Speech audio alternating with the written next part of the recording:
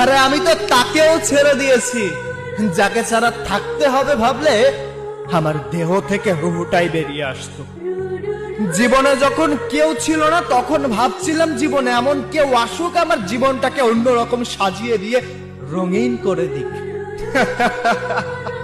সে কিন্তু আমার জীবনে এসেছিল, সে আমার জীবন রঙিনও করেছিল। কিন্তু বিচ্ছেদের যন্ত্রণা যে এতটা ভয়ঙ্কর হবে যদি জানতাম, তাহলে কোনোদিন এই জীবনে কাউকে চাইতাম না।